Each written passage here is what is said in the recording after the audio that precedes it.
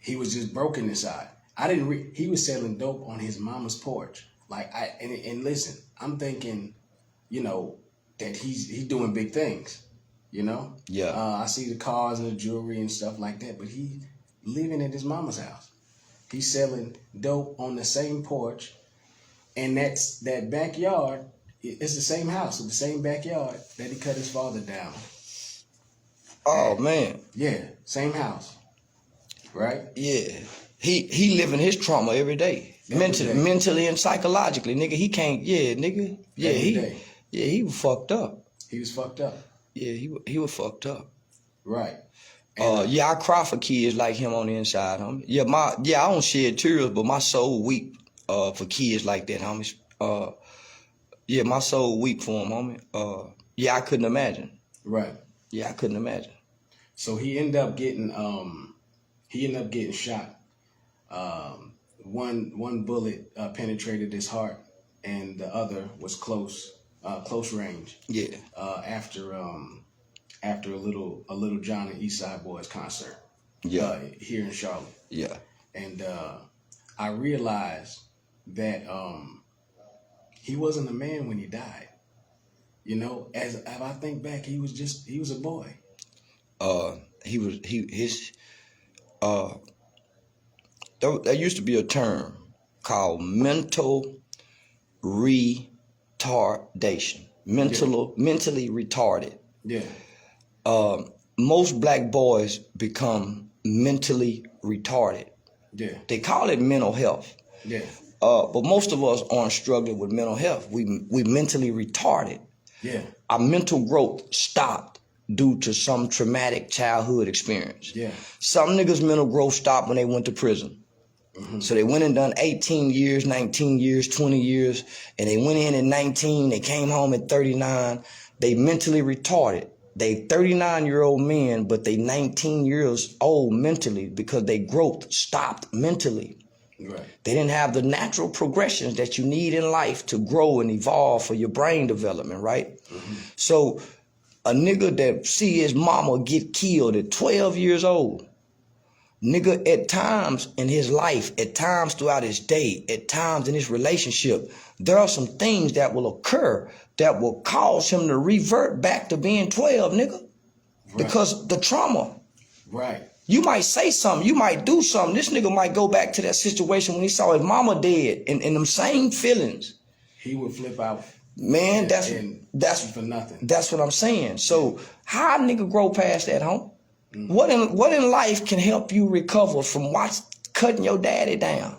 Yeah. How can you get that out your mind? Right. A kid ain't supposed to see that. It's no different than a little girl who's molested from when she's 5 till she's 12. Right. And then she get molested again. Then she get raped. Right. In college. Right. How she get past that? Mm-hmm. What medication, what therapy, what counseling session can get that person past that?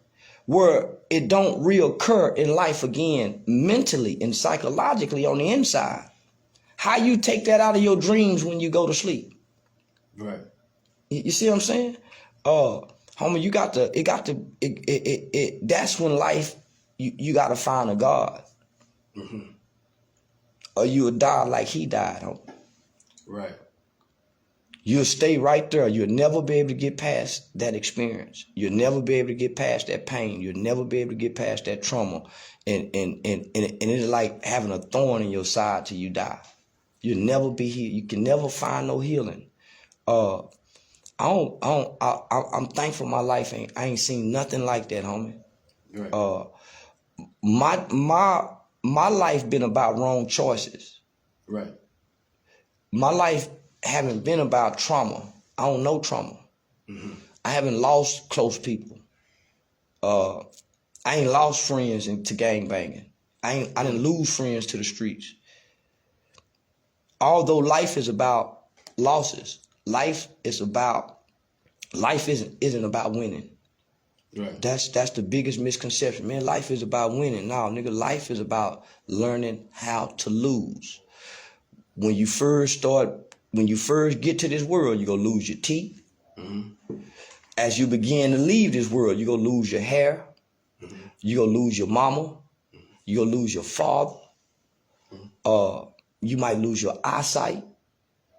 You might lose your ability to walk. Life is about learning how to lose, nigga, and overcome losses. Right. Shit ain't about winning. Yeah. So they teach us wrong, right? It's some losses, homie, you ain't gonna never be able to overcome. Who teach us how to deal with that loss? Right. Meaning that 12-year-old boy having to climb up that tree and cut his daddy down. Mm-hmm.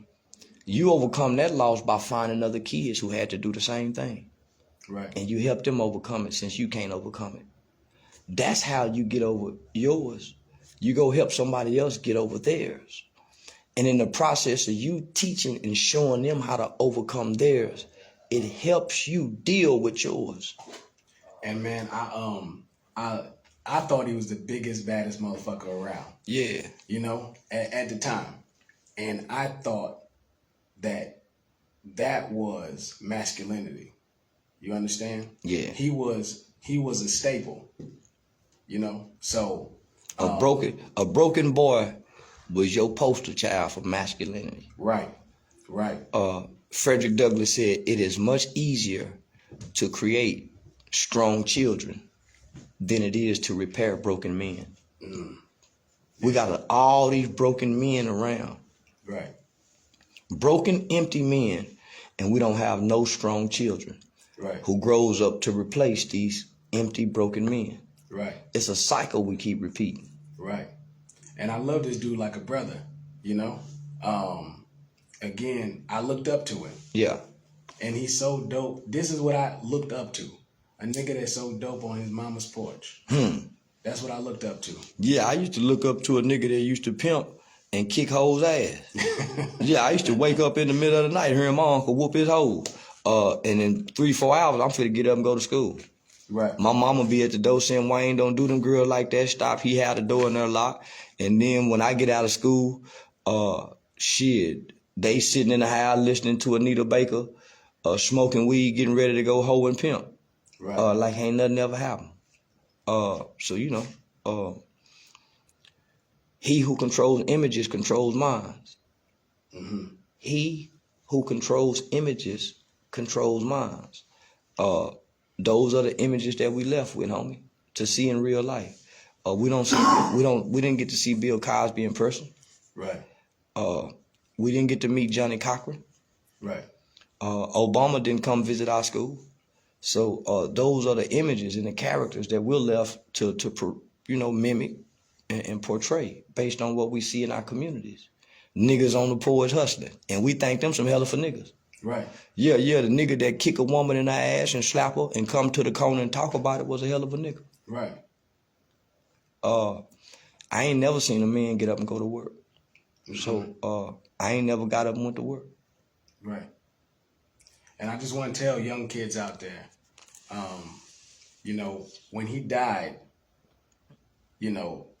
again, I'm thinking he the biggest, baddest motherfucker around, but the nigga across the street don't think so. You know what I'm saying? Yeah. He bad to me, but he ain't shit to this nigga over here. Yeah. You know? And when he died, his service was unusual, I thought. I had lost other people in the street, right? Earlier. Yeah. But I wasn't connected to them like this. Yeah. And he had the type of service where we took turns shoveling the dirt on the casket. It was that many people. It wasn't that many people, but we just was rotating. You know, you take a scoop, his brother take a scoop, somebody else take a scoop. Yeah. And to see the dirt start to become more and more, or cover the casket more and more. He's being submerged in dirt. Right. And it's one little corner left that you can see of the casket. Like a nigga saying, man, come on, y'all, don't leave me. Right. Yeah. And to take that shovel and turn that dirt over On that last little corner. On that last little corner. That's the last piece of his memory. Man, it does something to you. You Yeah. know? And I should never experience them. That was terrible. And I'm trying not to get emotional about it right now. Yeah. But man, the streets ain't hitting on shit. You know? Cold thing about it, nigga. It's a cold game. The coldest part is nigga be out here in these streets doing it how he doing it. And when we die, we got to borrow money to leave Earth. Our family is in a position where they got to beg somebody to come help us leave Earth. Right. And these people watched us sell drugs. They watched us gangbang.